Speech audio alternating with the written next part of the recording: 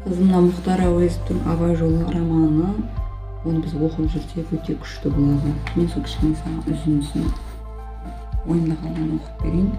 Тәкаппар жалған онда жоқ, айнымас жүрек көңілі бал, аз өмірін ұзайтқан қылымға бойы толған соң.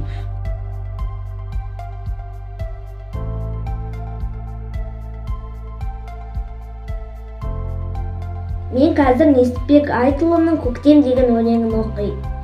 Егіс талқап, малында көк майсаға, құйылды да қызуы мол көктен. Несіпбек Айтұлы дала өлеңі.